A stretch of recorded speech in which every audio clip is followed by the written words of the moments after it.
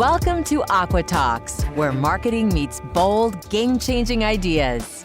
Join your hosts, Larry Aldrich and Maddie Dudley, as they explore the art and science of cutting through the noise, capturing attention, and fostering meaningful connections with your audience. Whether you're a destination marketer, government contractor, or simply passionate about the transformative power of marketing, Aqua Talks offers engaging discussions, fresh insights, and actionable strategies designed to inspire and inform. Hi, and welcome back to Aqua Talks, the podcast where we dive into marketing, whether you're just getting started out or you are a marketing pro. My name is Maddie. I am the PR director of Aqua, and this is a Brensis technology-powered podcast, and I'm joined by my co-host, Larry Aldrich. Hello, my name's Larry Aldrich. I'm the president CEO of Brensis Technology and Aqua Marketing and Communications. Today we're joined with Nate Echols. Nate is our financial officer with Brensis and Aqua. Nate also has an interesting background story. He has a history of working with businesses from a CFO standpoint, helping businesses go from in the red to in the black, and we'll dig into a little bit with that deeper with Nate. But to start off, Nate, introduce yourself. I'm Nathaniel Echols Jr. I have a master's degree in business science and also a bachelor's in business management. But I've also worked for 46 years in the career. I've built it from scratch. I worked from payroll clerk to CFO, vice president, in several different companies. Seen a lot of things and done a lot of things, and really came to enjoy what I do. And I like helping businesses, go from wherever they are to wherever they want to be, if we can get there with what we see. Well, with that, Nate, I've known you for quite a few years. You've been with me since the beginning of Brensis, and can't thank you enough. We've been through some ups and downs together, a long road, but it's been an enjoyable road, and I continue to enjoy it, and it's getting much better and brighter.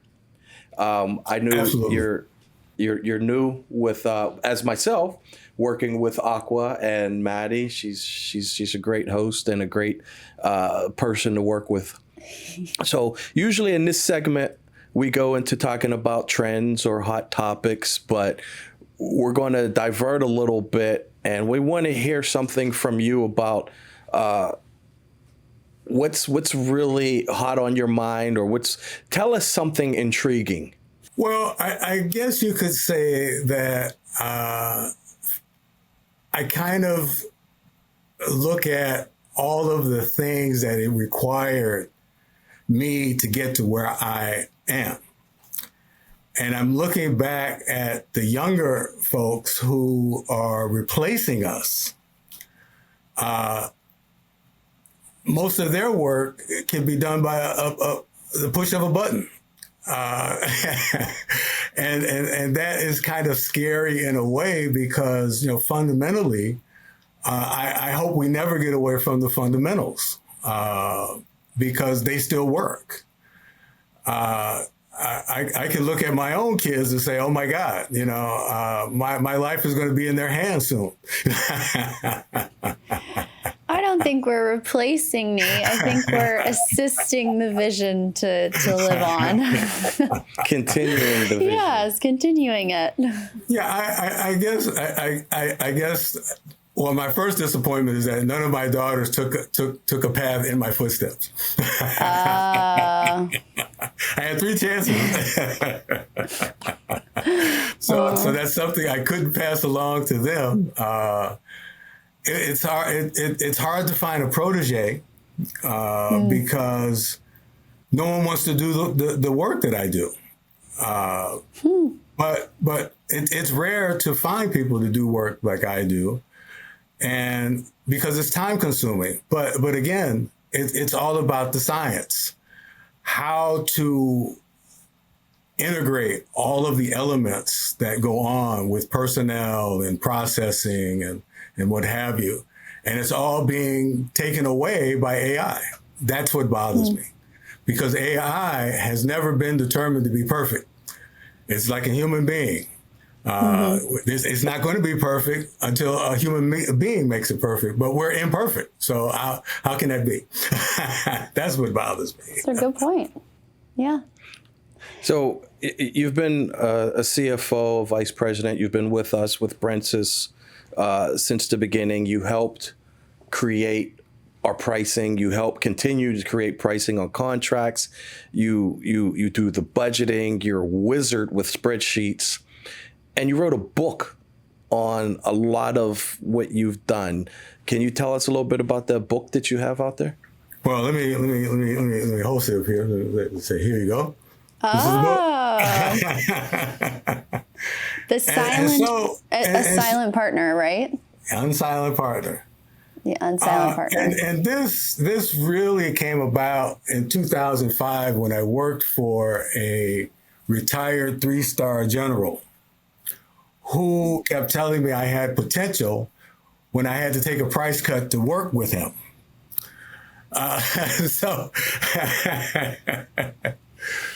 So in that anger, that's what prompted me to write the book and change my future.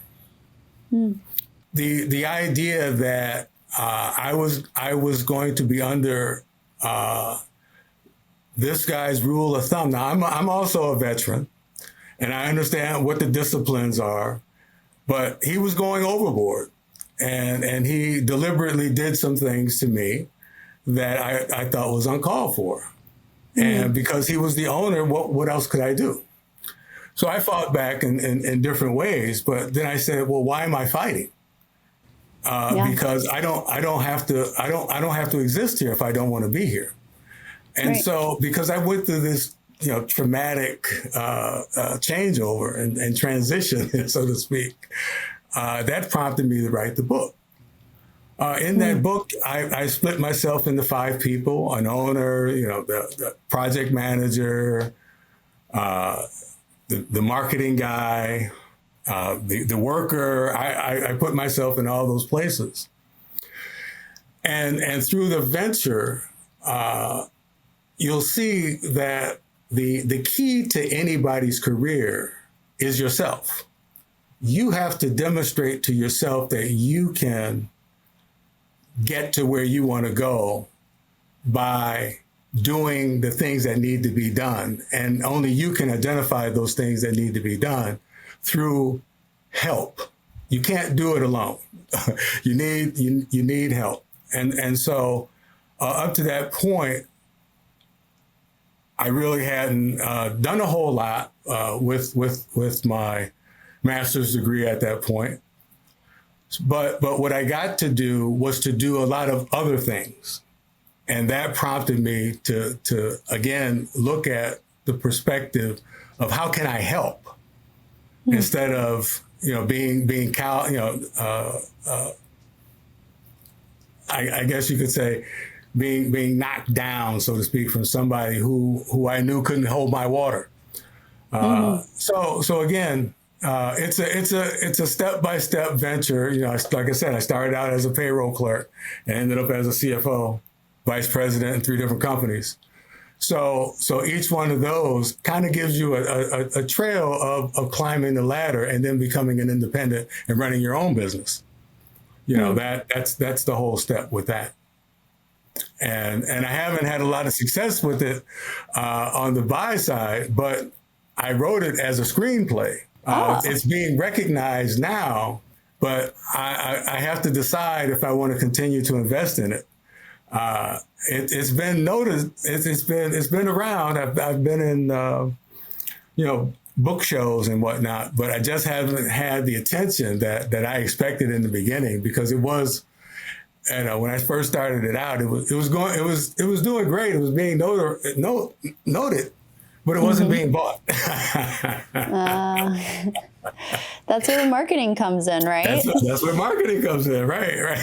Yeah, you need us. And so now it's kind of like if I want to continue, I need a publisher. and publicist, that kind of thing.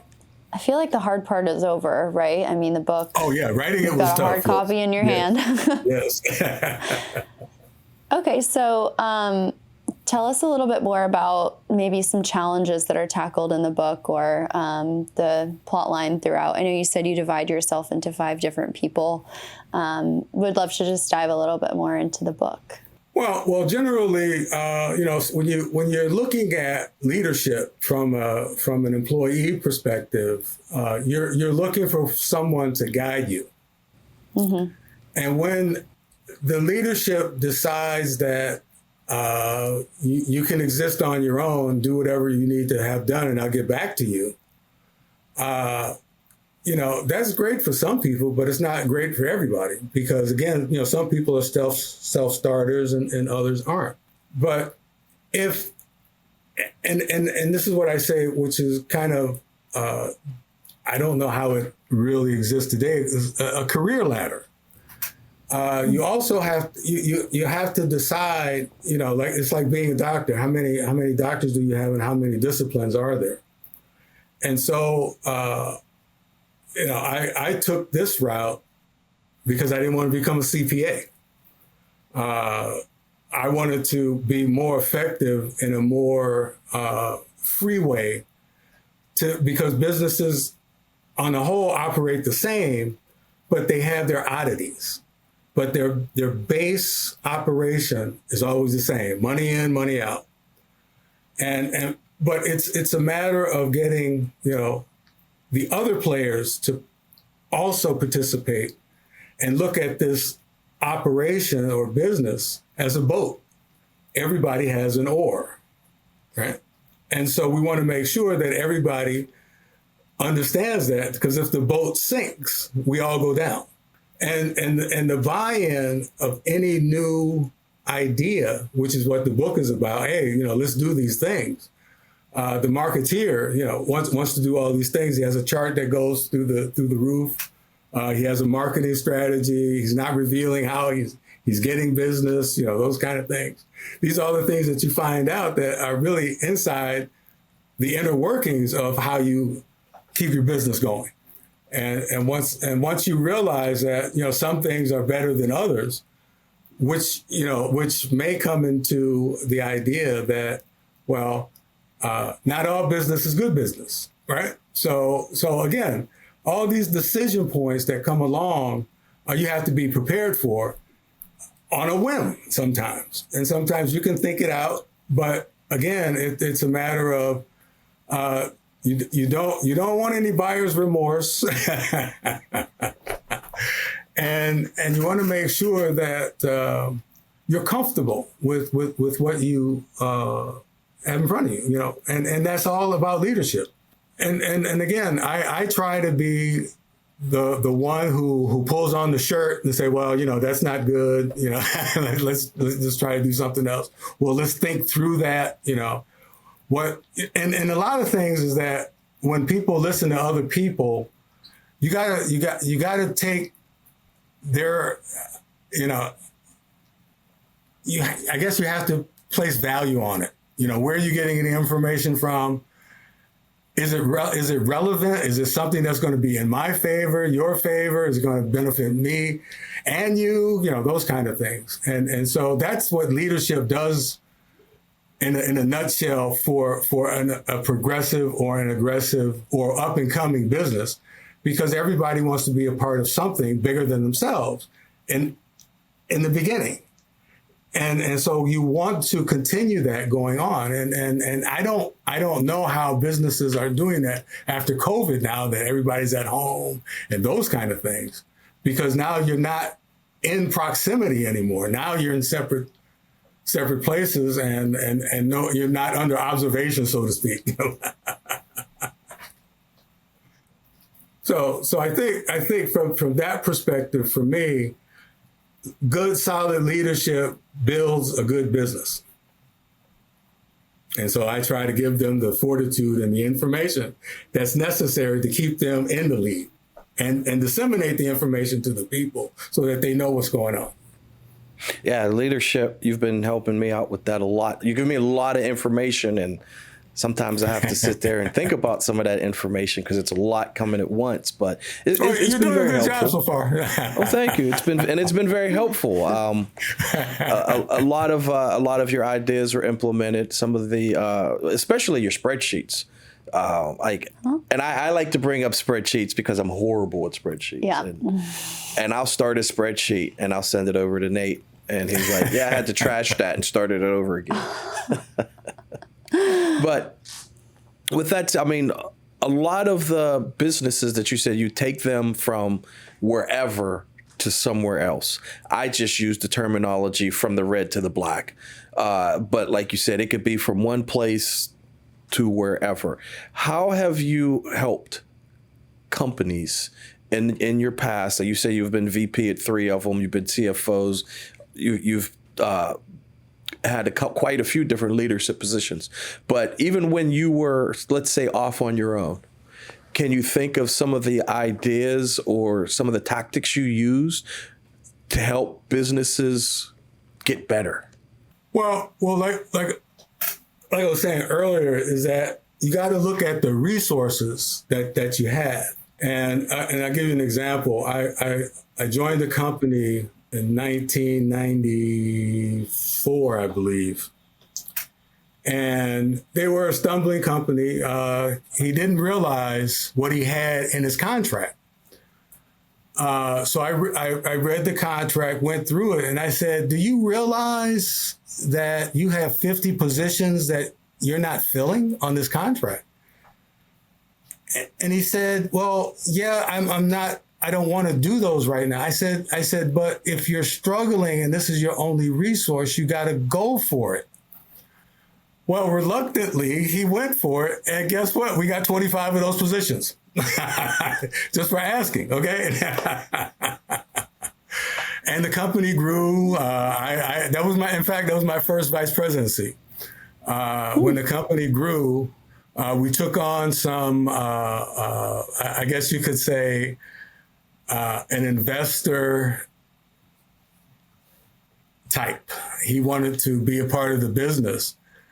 And so when he joined the company, he wanted to start a new wing of the company. He wanted to go into mortgage finance. But we were auto scientists. So the idea that he wanted to bring in something totally out of the bag into the company, I thought was preposterous. But again, I don't own the company. Mm-hmm. So when the business wasn't going great, I had to step in and track all of those costs that he was adding into the company, and then had to put a halt to it. And then when the owner decided that he needed to really sit down and analyze what was going on, I had to tell him that we had no more resources to support this guy. And now he was a CPA. And so what was funny is that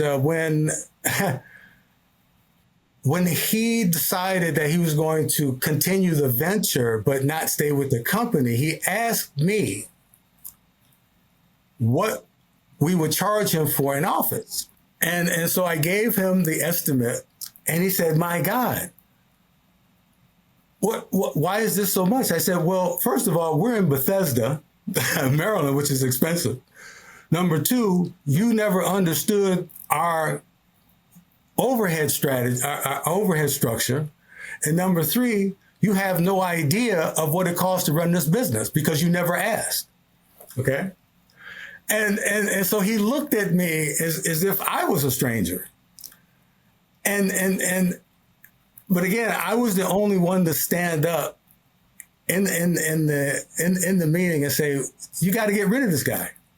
He's not bringing anything to the table. He's an expense.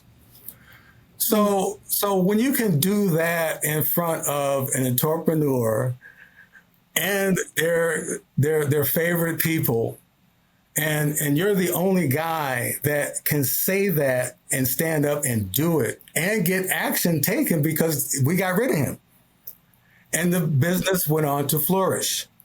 So again, those are the kind of things that I grew to enjoy, so to speak, Because again, when you have the information and the numbers, there is no fight.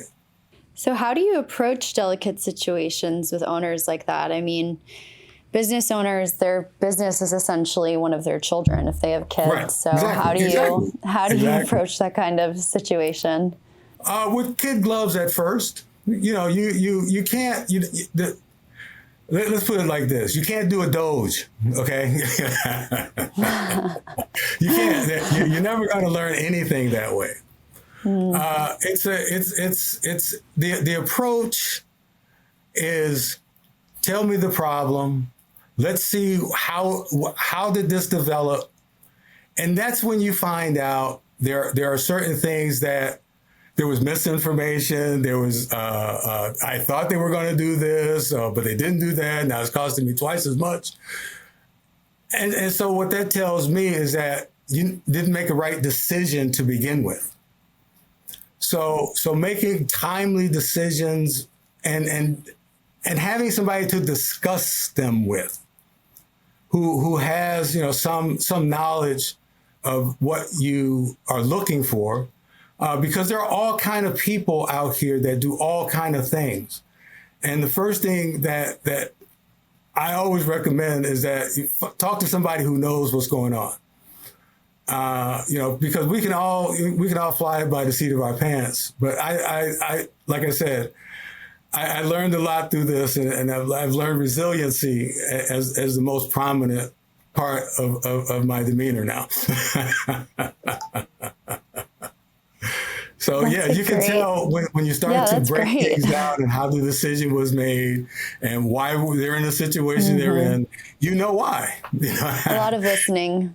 Right, exactly. And again, that's discipline. It's just something that I've taken on. Well, my parents were also deaf, so patience has always been something I've always had to work with, and so I guess I'm kind of turning that into something that I can continue to do.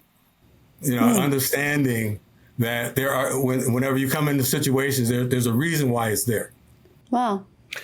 With a lot of GovCon companies that watch our podcast and companies that want to sell services and products to the federal government, without going too deep, and I know you can talk about this for a long time, why is pricing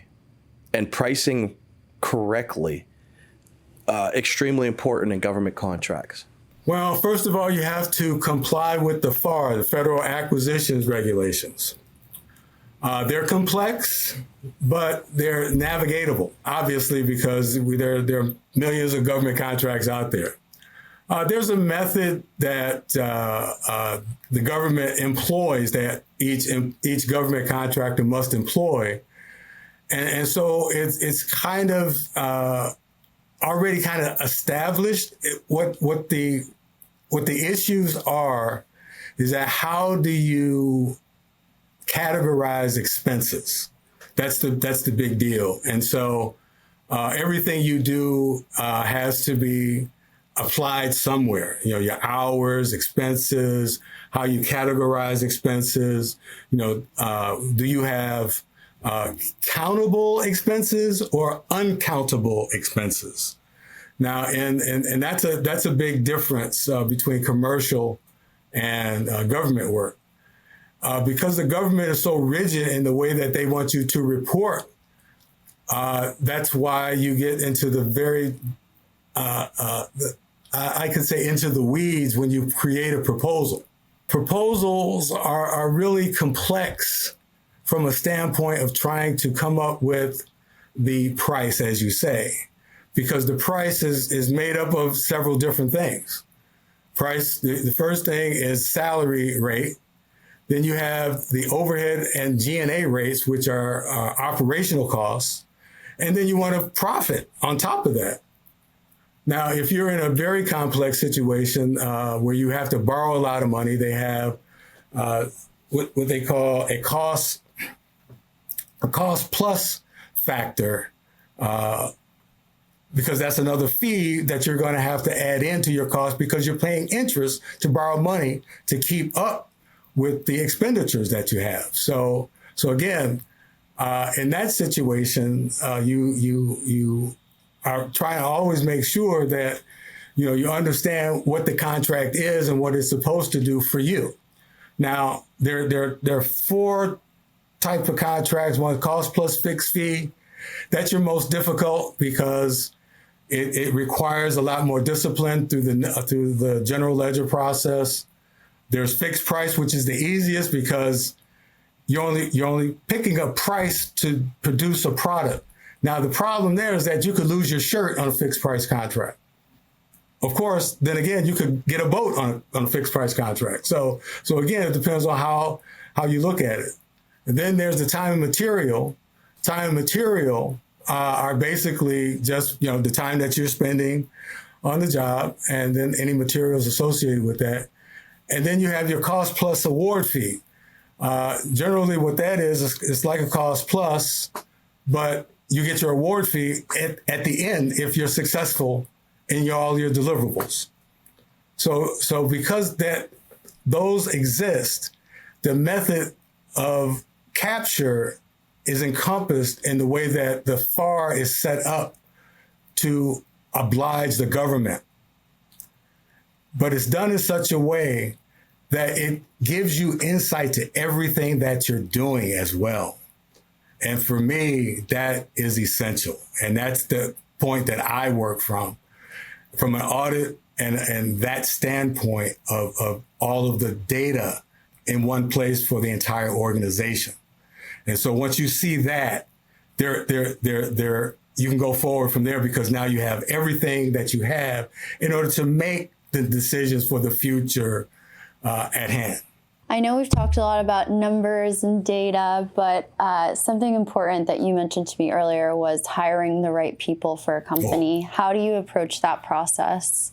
Well, I'm going to start here. In the last 20 years, in my interview process, I used to ask one question to every candidate, and none of them have been able to answer, and they want to be accountants. So I thought that was very funny. I even asked Joanne that question, and then she didn't get it right. Okay, so the question is, what entry balances the balance sheet? Okay, it's called net profit. Okay, that's the whole business. That's what we're here. That's why accountants are here. Profit, right? Okay, you want to make sure you get the profit. So again, I think that I also had a woman that came in, and I asked her. I said, "How would you rate yourself on Microsoft Excel spreadsheets?" She said, "Oh, I'm a 10." I said, "Oh, great. You know macros." She said, "What's that?" So again, I always look at interviewing people is let them, who are they? What excites them? How? Some people can fake their way through things, but there are certain things that I think that are just inside you as an individual that can personify who you are doing an interview. If you're enthusiastic about the work, it'll show. If you're not enthusiastic and you just want a job, it'll show. If you're not even interested, that'll show. So first of all, I want to find out how interested they are in the career itself, because I want to see people grow. And so when I'm training people, I like to see them come back to me and ask me good questions, because I've led them to a point to where they can now go off on their own and start making other mistakes. But again, it's all about fitting in. I think you only really need to ask about 5 or 6 questions to an individual, I think, in order to gauge their interest.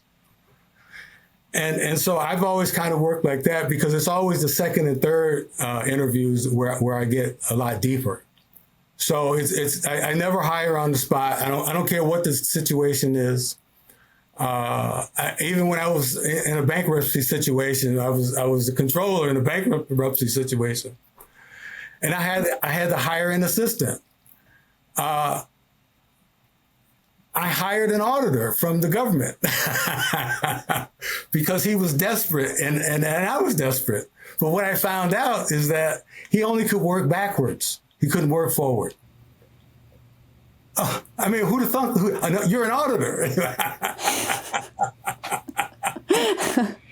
So yeah, it's there's a lot of people out there. Not everybody's a good fit. Mm-hmm. It's even tougher now, I guess, because people, AI can write their resume, but again, you have to kind of get a sense of who they are. Why are they here, basically? Why are you here? and I kind of find that approach a more soothing from a soothing standpoint to say, yes, that person will get to the next step or not. Oh, okay. Well, yeah, that's interesting. Speaking of, I know you'll be retiring for the fourth time? At the end of this year. So I can't let it go. I can't let it go. We'll have some big shoes to fill, but you'll be the one interviewing them 3 or 4 times. So, before we let you go, first off, thank you. Secondly, Nate has a book out there, and again, the title is The Unsilent Partner. The Unsilent Partner. And Unsilent Partner. An Unsilent Partner. Nate and I, we've worked together. We've met through a mutual business partner, actually. I got in this industry through a small woman-owned small business years ago, and the owner of that business worked with Nate in the past and introduced me to Nate and told Nate about the venture that I was starting, which was Brentz's Technology LLC. And Nate was with us. Nate was with me from the beginning. He helped me win my first contract. He helped Brentz's put their pricing together. He continued to help Brentz's with their financials, our budgeting. He helped see Brentz's become a profitable company. He was part of doing all of the research on the financials when we looked at Aqua Marketing and Communications. Mm-hmm. So he was a big part of that research and who we are today, becoming the organization that we are. So thank you, Nate, for being a part of that. And you've definitely helped our business get to where it is today. I could definitely see how you helped other businesses in the past get to where they needed to be and beyond. All right. We usually take this portion to go into giving us a success story, but I just gave you a success story that was your testimonial. You're a perfect example, right? Yeah, that you were just a great part of. So. We enjoy having you as long as we can continue to work with you. Any other business, I know you're retiring, but any other business out there, you got to find you a Nate. Definitely find you a Nate. Your financials are really important when you're starting up and you're getting out there. Your financials, your pricing is extremely important. So you got to find you a Nate. And with that, we can close here. Thanks again, Nate, for coming on the pod. All right, I appreciate it. All right. Yeah, thank you. And if you're interested, you too. If you're interested in learning more about Aqua or Nate or Brentz's, please go to aquatalks.com. We have all of our socials listed there too. Thanks again for listening or watching.